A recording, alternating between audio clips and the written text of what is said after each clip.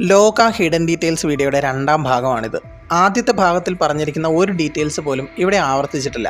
ആദ്യത്തെ വീഡിയോ ചാനലിൽ 1 മാസം മുൻപ് ഇട്ടിട്ടുണ്ട്. കാണാത്തവർ കാണുമെന്ന് പ്രതീക്ഷിക്കുന്നു. വീഡിയോയിലേക്ക്. ഇത് മൈക്കിൾ എന്ന ചാത്തനാണ്. ഡ്രസ് സ്റ്റൈൽ കാണുമ്പോൾ മനസ്സിലാവും.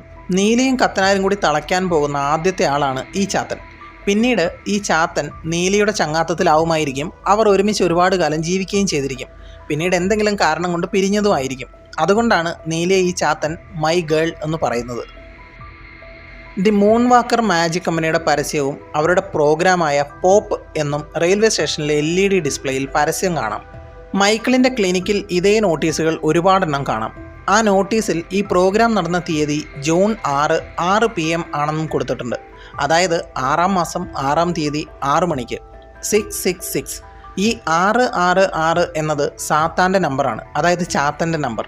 ഈ നോട്ടീസിൽ ചാത്തൻ്റെ കയ്യിലെ ചീട്ടുകളിലെ ചിഹ്നങ്ങളും കാണാം.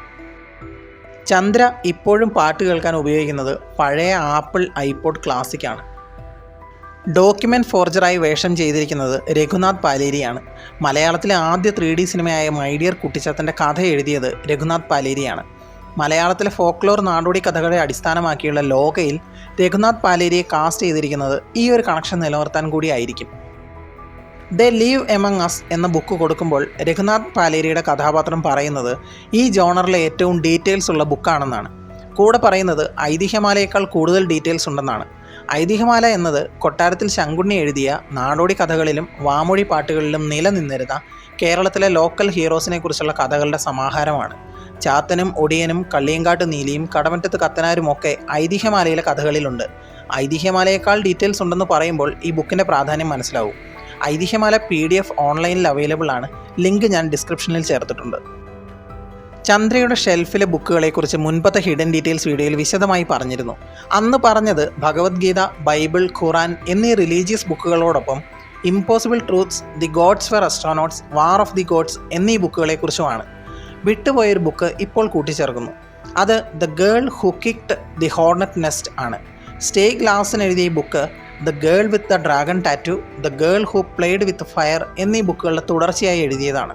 ഹാക്കറായ ഒരു പെൺകുട്ടി അഴിമതിയിൽ മുങ്ങിയ സ്വീഡിഷ് ഭരണകൂടത്തിനെതിരെ പോരാടുന്നതാണ് ഈ ബുക്ക് പറയുന്ന കഥ. ലോക സിനിമയിൽ പറയുന്ന കഥകളിൽ ഒന്ന് ഗവൺമെൻറ്റിൻ്റെ അറിവോടെ ഓർഗൻ ട്രാഫിക്കിംഗ് നടത്തുന്ന ഗ്യാങ്ങിനെതിരെ യാദൃശ്ചികമായി പോരാടേണ്ടി വരുന്ന പെൺകുട്ടിയെക്കുറിച്ച് കൂടിയാണ്. ചന്ദ്ര പഴയ പെട്ടി തുറക്കുമ്പോൾ അതിൽ കത്തനാർ ഉപയോഗിച്ചിരുന്ന കത്തിയും മരുന്ന് പാത്രവും ഒരുപാട് കറൻസികളും പാസ്പോർട്ടുകളും എന്തൊക്കെയോ എഴുത്തുള്ള തുണിയും ഒക്കെ കാണുന്നതിനോടൊപ്പം അടുക്കി വെച്ചിരിക്കുന്ന ഒരുപാട് ഫോട്ടോകളും കാണാം. ആ ഫോട്ടോകളുടെ ഏറ്റവും മുകളിലിരിക്കുന്നത് നസ്ലൻ്റെ കഥാപാത്രമായ സണ്ണിയുടെ പാസ്റ്റിലുള്ള ചിത്രമാണ്. ഇത് വളരെ രസകരമായി തോന്നിയ ഡീറ്റെയിലാണ്. സിനിമയുമായി യാതൊരു ബന്ധമൊന്നുമില്ല. ശോകമുഖം സോങ്ങിനിടയിൽ ബാംഗ്ലൂർ ടൗണിൻ്റെ തിരക്കിനിടയിൽ ഒരാളൊരു ബോർഡ് പൊക്കിപ്പിടിച്ച് നിൽക്കുന്നത് കാണാം. ഒരു സ്റ്റാർട്ടപ്പ് കമ്പനിക്ക് വേണ്ടി ശ്രമിക്കുന്ന ഇൻവെസ്റ്റേഴ്സിനെ അന്വേഷിക്കുന്ന അയാളുടെ ലിങ്ക്ഡിൻ പ്രൊഫൈലിൻ്റെ QR കോഡ് ഒട്ടിച്ചിട്ടുള്ള ഒരു ബോർഡാണത്. ആ QR കോഡ് സ്കാൻ ചെയ്താൽ ചെല്ലുന്നത് ഒരു റിയൽ ലിങ്ക്ഡിൻ പ്രൊഫൈലിലേക്കാണ്. ഈ സിനിമയിൽ ഇങ്ങനൊരു വിഷ്വൽ വന്നതിനെക്കുറിച്ച് അദ്ദേഹം തൻ്റെ പ്രൊഫൈലിൽ പോസ്റ്റ് ചെയ്തിട്ടുമുണ്ട്. സണ്ണിയും വേണുവും നൈജിലും ഹോളി ഗ്രേൽ കഫയിൽ നിന്നും ഇറങ്ങിപ്പോകുമ്പോൾ അവരുടെ പുറകിലായിരിക്കുന്ന ഒരാൾ ക്യാമറ ഫോക്കസ് ചെയ്ത് കാണിച്ചിട്ടുണ്ട്. അയാളെയാണ് ഓർഗൻ ട്രാഫിക്കിംഗ് ഗ്യാങ് ആ രാത്രിയിൽ തട്ടിക്കൊണ്ടുപോകുന്നത്.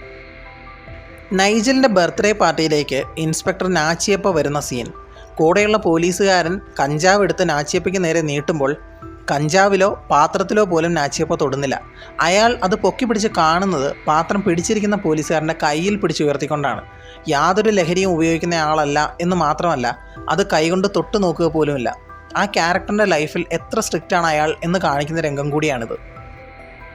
ഡോക്ടർ വർഗീസ് കുര്യൻ്റെ പേരക്കുട്ടിയുടെ ശരീരത്തിൽ കണക്ട് ചെയ്തിരിക്കുന്നത് ഹൈ ഫ്രീക്വൻസി ചെസ്റ്റ് വാൾ ഓസിലേഷൻ വെസ്റ്റ് ആണ്. ഇതിനെ ചെസ്റ്റ് ഫിസിയോതെറാപ്പി വെസ്റ്റ് എന്നും പറയാറുണ്ട്. ഇത് ഉപയോഗിക്കുന്നത് ശ്വാസകോശത്തിൽ കിടക്കുന്ന കട്ടി കൂടിയ മ്യൂക്കസ് ദ്രവത്തെ വൈബ്രേറ്റ് ചെയ്ത് ഇളക്കുവാനാണ്. ശേഷം ആ മ്യൂക്കസിനെ രോഗിക്ക് ചുമച്ച് തുപ്പിക്കളയുവാനും കഴിയും. ഈ മ്യൂക്കസ് ദ്രവം കൂടുതലായി ഉണ്ടായി കെട്ടിക്കിടക്കുന്ന അവസ്ഥയെ സിസ്റ്റിക് ഫൈബ്രോസിസ് എന്നാണ് പറയുന്നത്. ഇത് ജീവിതകാലം മുഴുവൻ നിലനിൽക്കുന്ന ഒരു ജനറ്റിക് കണ്ടീഷനാണ്. ഡോക്ടർ വർഗീസ് കുര്യൻ നാച്ചിയപ്പയുടെ ശരീരത്തിൽ നിന്നും ബ്ലഡ് എടുത്തുകൊണ്ട് വരുന്നത് പേരക്കുട്ടിയുടെ ഈ അവസ്ഥ എന്നേക്കുമായി ഭേദമാക്കി ആ കുട്ടിയെ പൂർണ്ണ ആരോഗ്യത്തോടെയാക്കി മാറ്റാനാവും. ഡോക്ടർ വർഗീസ് കുര്യൻ്റെ മേശപ്പുറത്തിരിക്കുന്ന ബുക്ക് ഡോക്ടർ വിക്ടർ പിയേഴ്സ് എഴുതിയ evidence for truth science volume 1 ആണ്. ഈ ഡോക്ടർ വിക്ടർ പിയേഴ്സിൻ്റെ എഴുത്തുകളിലൂടെ അദ്ദേഹം ശ്രമിച്ചുകൊണ്ടിരുന്നത് ബൈബിളിനും അതിലെ കഥകൾക്കുമുള്ള ശാസ്ത്രീയമായ അടിത്തറ അന്വേഷിക്കുക എന്നതാണ്. ബൈബിളും അതിലെ കഥകളും ശാസ്ത്രീയമായ അടിത്തറയുള്ളതാണെന്ന് പറഞ്ഞ് ബിഗ് ബാങ് തിയറി, ആദവും ഹവ്വയും, ഈഡൻ ഗാർഡൻ ഇതൊക്കെ വീണ്ടും കണ്ടെത്താൻ ശ്രമിക്കുക കൂടിയൊക്കെയാണ് ഡോക്ടർ വിക്ടർ തൻ്റെ എഴുത്തുകളിലൂടെ ചെയ്തിരുന്നത്. Doctor E.K. വിക്ടർ പിയേഴ്സിൻ്റെ മറ്റൊരു പതിപ്പാണ് ഡോക്ടർ വർഗീസ് കുര്യൻ.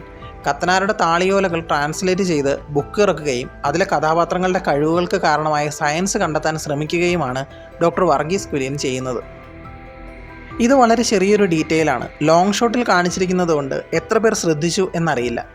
ഈ ഒരു സീനിൽ ചന്ദ്ര 2 പേരുടെ ഡെഡ് ബോഡി വളരെ ഈസിയായി വലിച്ചുകൊണ്ട് പോവുകയാണ്. എന്നാൽ ഒരെണ്ണം തന്നെ വലിച്ചുകൊണ്ട് പോകാൻ നസ്ലന് കഴിയുന്നില്ല. ചന്ദ്രയുടെ സ്ട്രെങ്ത് ഒരു സാധാരണ വ്യക്തിയുടേതിനേക്കാൾ ഒരുപാട് കൂടുതലാണെന്ന് കാണിക്കുന്ന മറ്റൊരു രംഗം. സണ്ണിയുടെ അച്ഛൻ വിളിക്കുമ്പോൾ സണ്ണി ജോലി ചെയ്യുന്നത് ബ്രിട്ടോളി ഏജൻസിയിലാണ് എന്നാണ് പറയുന്നത്. ഈ ബ്രിട്ടോളി ഏജൻസി എന്നത് ശിപായി ലഹള സിനിമയിൽ മുകേഷിൻ്റെ കഥാപാത്രം ജോലി ചെയ്യുന്ന സ്ഥാപനമാണ്. അതിനെ മെൻഷൻ ചെയ്തതായിരുന്നു ഈ ഡയലോഗ്. ഓർഗൻ ട്രാഫിക്കിംഗ് ഗ്യാങ് ചന്ദ്രയെ ആക്രമിച്ചപ്പോൾ ചന്ദ്രയെ കുത്തിവെച്ച സിറിഞ്ചിൻ്റെ സൂചി വളഞ്ഞു പോയിരുന്നു. പിന്നീട് ആക്രമണം നടന്ന സ്ഥലത്ത് പോലീസ് ചെല്ലുമ്പോൾ അവിടെ കിടക്കുന്ന സൂചി വളഞ്ഞ സിറിഞ്ചിനെ കാണിക്കുന്നുമുണ്ട്. ഒരു ചെറിയ സയൻസ് ഡീറ്റെയിൽ കൂടി പറയട്ടെ. ബ്ലഡ് കൊണ്ടുപോകുന്ന പെട്ടിയുടെ പുറത്ത് എഴുതിയിരിക്കുന്നത് O- എന്ന് മാത്രമല്ല, വളരെ കൃത്യമായി ORH നെഗറ്റീവ് എന്നാണ് എഴുതിയിരിക്കുന്നത്. ആർക്കും മനസ്സിലാകുന്ന രീതിയിൽ വെറുതെ O- എന്ന് എഴുതിയാലും മതിയായിരുന്നു. പക്ഷേ സയൻറ്റിഫിക്കലി കറക്റ്റായി തന്നെ എഴുതി. RH എന്നാൽ റീസസ് ഫാക്ടർ എന്നാണ്. ഇതൊരു പ്രോട്ടീനാണ്.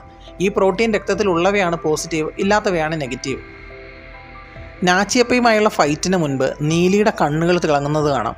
ഇരുട്ടിൽ തിളങ്ങുന്ന കണ്ണുകൾ, അതായത് ഇരുട്ടിലും കാഴ്ചയുണ്ടെന്നർത്ഥം.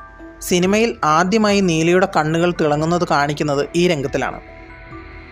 സണ്ണിയെയും കൊണ്ട് ചന്ദ്രയും നൈജലും വേണുവും എത്തുന്നത് മൈക്കിളിൻ്റെ ക്ലിനിക്കിലേക്കാണ്. എന്നാൽ ആ ക്ലിനിക്ക് പൂർണ്ണമായും തകർന്നു കിടക്കുന്ന അവസ്ഥയിലാണ്. ഇത് ചന്ദ്രയ്ക്ക് നേരത്തെ അറിയില്ലായിരുന്നു. കാരണം കഴിഞ്ഞ 20 വർഷമായി ചന്ദ്ര സ്വീഡനിലായിരുന്നു. അതിനിടയിൽ എപ്പോഴോ ആണ് ഈ ക്ലിനിക്ക് പൂർണ്ണമായും നശിച്ചു പോയത്. ചന്ദ്രയ്ക്കും ചാത്തനും മെഡിക്കൽ നോളജ് ഉണ്ട്. അതിനർത്ഥം ഇവർ ഒരുമിച്ച് മിക്കവാറും ഇത്രയും കാലഘട്ടത്തിനിടയിൽ മെഡിക്കൽ കോഴ്സൊക്കെ പാസ്സായിട്ടുണ്ടാവും. മിക്കവാറും ഒരുപാട് അറിവും കാണും, ഒരുപാട് ഡിഗ്രികളും കാണും. ഓരോ നാട്ടിലും ഓരോ ജോലിയിലാവും ജീവിച്ചിട്ടും ഉണ്ടാവുക. അണ്ടർഗ്രൗണ്ടിലേക്ക് പോകുവാനായി തുടങ്ങുമ്പോൾ ഓരോ അറയുടെയും താക്കോലുകൾ മേശയുടെ വലിപ്പിൽ കാണിക്കുന്നുണ്ട്. അതിലൊരെണ്ണം വ്യക്തമായി കാണാം. മാരി എന്നാണ് അതിൽ എഴുതിയിരിക്കുന്നത്. മലയാളത്തിൽ എഴുതിയിരിക്കുന്നത് കൊണ്ട് തന്നെ അത് നീലിയെയും ചാത്തനെയും ഒടിയനെയും പോലെയുള്ള മറ്റൊരാളുടെ അറയുടെ താക്കോലാണ്. ഇനി അത് മാരിയമ്മ അഥവാ മാരി തെയ്യത്തെയാണ് സൂചിപ്പിക്കുന്നതെങ്കിലോ അറിയില്ല.